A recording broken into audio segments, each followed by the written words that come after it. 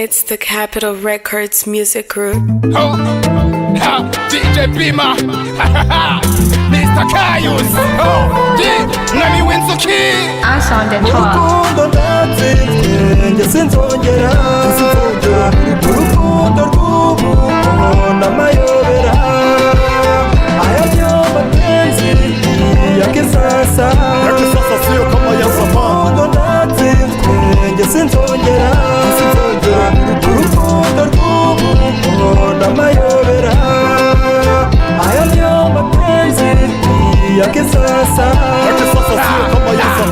Utapata kiburi kimona mina kupenda mapenzi yako na leo matatizo yangu leo sio kesho ndavyibuka umunsi wa mbere duhura wanyeretse urukundo wanyeretse kuzamura hafi kuba na karamata hadaciye kabiri mbona mbanye nawe hadaciye kabiri urashaka kugenda mu mahanga gushakisha ubuzima akiya mu ngiso y'intagahinda sigaranye nkoriki kugikiza zana amaronko uzeza n'ubutunzi genda mukunzi wagenda gutegereje uzahahurongo safari njema za kurota za gukubura nzaguhemukira nawe ntuzamemukire yo nizezerano nguhaye Mr. Kayusi umwami w'inzuki hello urukundo ndatsinzwe njye sinzongera urukundo rw'ubu n'amayobera aya niyo mapenzi ya kisasa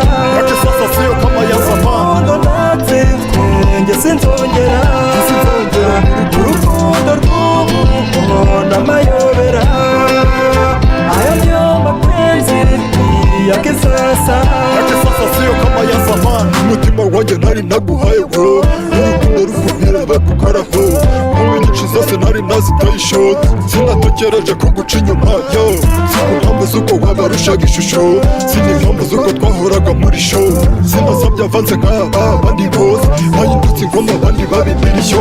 bibwira ko gukuramo amakariso harimo rukundo kandi burya no koko isi ntigera inyiturano byose nakoze wabivunje maze wabonye umusore indeshyo nito ijwi rye yakuberesha ni Paul ivi rye yaritereye niyoke nawe nyongende kuko nta miliyoni nikoce koko bokati nta kiriyo urukundo ndatsinzwe njye sinzongera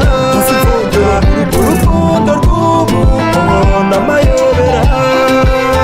aya niyo mapenzi ya kisasa sio kama ya zamani urukundo ndatsinzwe njye sinzongera urukundo rw'ubu n'amayobera aya niyo mapenzi